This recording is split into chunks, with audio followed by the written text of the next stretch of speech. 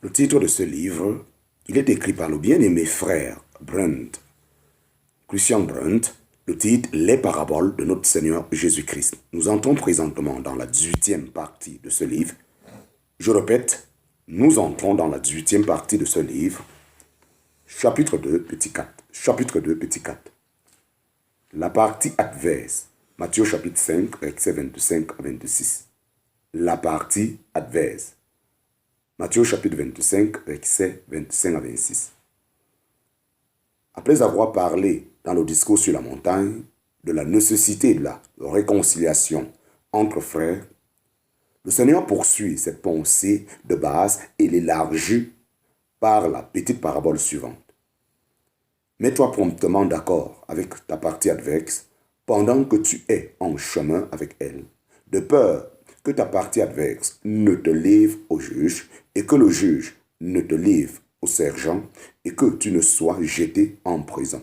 En vérité, je te le dis, tu ne sortiras point de là jusqu'à ce que tu aies payé le dernier cadran.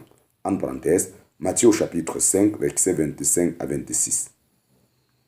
Chapitre 2, petit 4, sous 1. Chapitre 2, petit 4, sous 1. La démarche. La démarche. Cette parabole est fondée sur une coutume usuelle de la vie quotidienne en ce temps-là. Le Seigneur fait allusion à un litige entre deux parties. Et il s'appuie sur la loi romaine en vigueur en Israël à l'époque.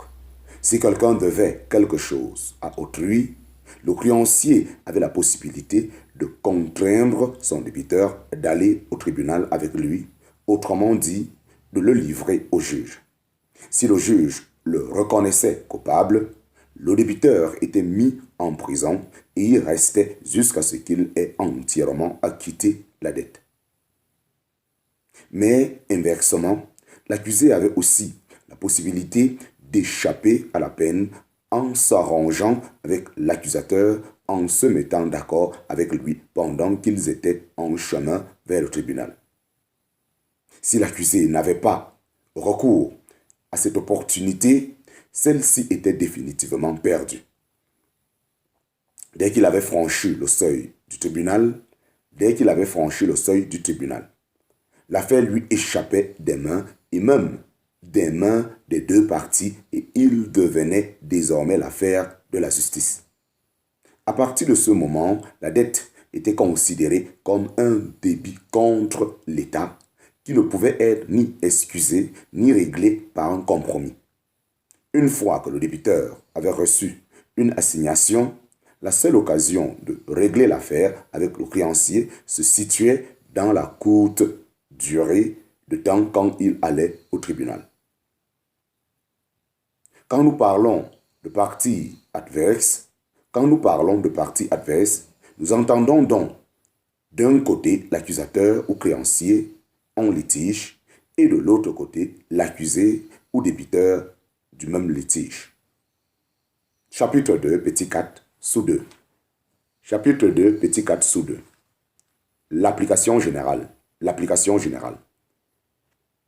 Qu'est-ce que le Seigneur veut nous dire à travers cette parabole? Dans un sens général, il veut d'abord nous dire ceci.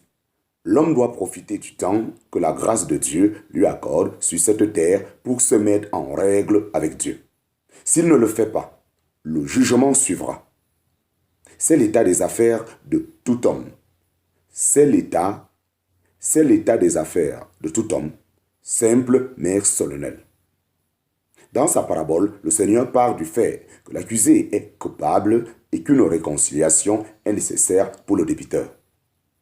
C'est en effet l'homme pécheur qui doit être réconcilié avec Dieu et ce n'est pas Dieu qui doit être réconcilié avec l'homme, en parenthèse, comparé dans Romains chapitre 5, verset 10, Colossiens chapitre 1, verset 22.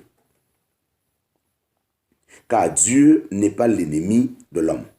Il n'est pas contre lui, mais c'est l'homme qui vit en inimitié et en révolte contre Dieu. C'est pour cela qu'il a besoin de la réconciliation avec Dieu. Nous sommes donc ambassadeurs pour Christ, Dieu, pour ainsi dire, exhortant par notre moyen, nous supplions pour Christ, soyez réconciliés avec Dieu. En parenthèse, 2 Corinthiens chapitre 5, verset 20. Cependant, la parabole ne dit rien sur la manière de parvenir à la réconciliation. Elle insiste simplement sur la nécessité, si l'homme ne veut pas se trouver un jour, si l'homme ne veut pas se trouver un jour en face du jugement de Dieu. Cependant, la parabole ne dit rien sur la manière de parvenir à la réconciliation. Elle insiste simplement sur sa nécessité si l'homme ne veut pas se trouver un jour en face du jugement de Dieu. Il est intéressant de voir qu'un passage de l'Ancien Testament répond à la question sur la manière dont peut avoir lieu cette réconciliation. Là aussi, on voit des gens en chemin courant le danger de tomber sous la colère. Il leur est dit: baisez le Fils de peur qu'il ne s'irrite et que vous ne périssez dans le chemin, quand sa colère s'embrasera, tant soit peu. Bienheureux tous ceux qui se confient en lui, en parenthèse, Somme chapitre 2, verset 12. Voilà la réponse de Dieu valable dans tous les temps. La soumission au Fils et la conférence, la soumission au Fils et la confiance en lui, la soumission au Fils et la confiance en lui. C'est ainsi que le Somme introduit le Seigneur Jésus. Lui seul peut préserver l'homme du créancier et du juge, car il a pris sur lui la dette, la culpabilité de ceux qui se confient en lui.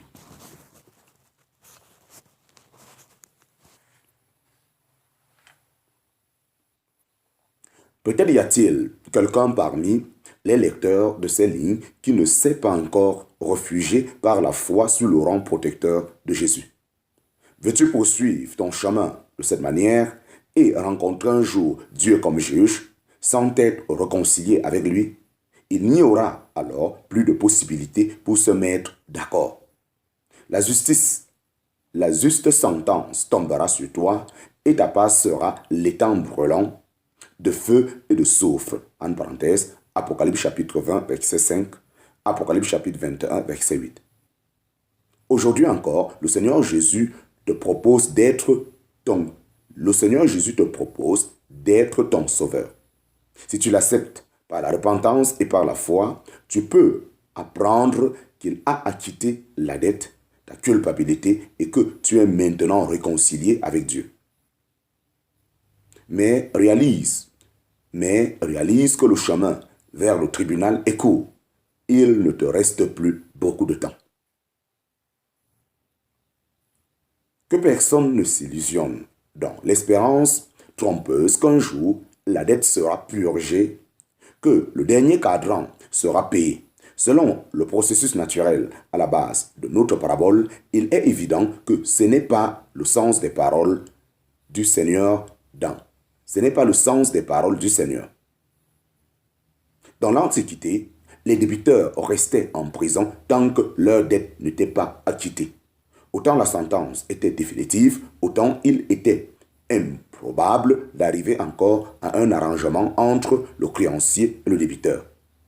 C'est justement ceci que le Seigneur veut nous apprendre et non pas que tout un chacun acquittera un jour la peine de ses péchés devant Dieu et pourra alors sortir de la prison de l'enfer.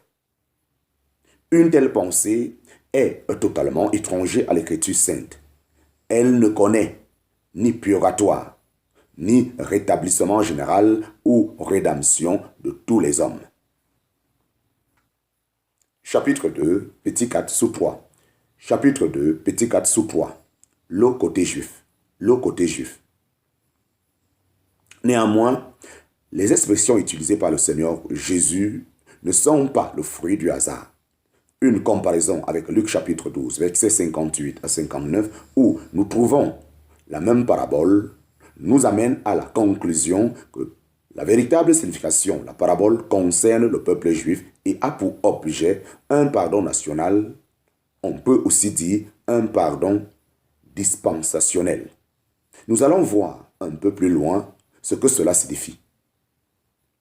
Le Seigneur avait parlé aux Juifs, disant qu'ils savaient discerner les signes du ciel, mais qu'ils étaient incapable de discerner ce temps béni où lui, le Messie, séjournait au milieu d'eux, en parenthèse, Luc chapitre 12, versets 54 à 56.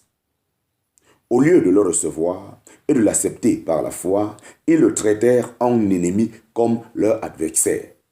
Ils ne profitaient pas du temps de sa présence en Israël pour accepter son service de réconciliation. N'était-il pas venu pour sauver son peuple de leurs péchés, en parenthèse, Matthieu chapitre 1, verset 21. Or, ils ne le voulaient pas.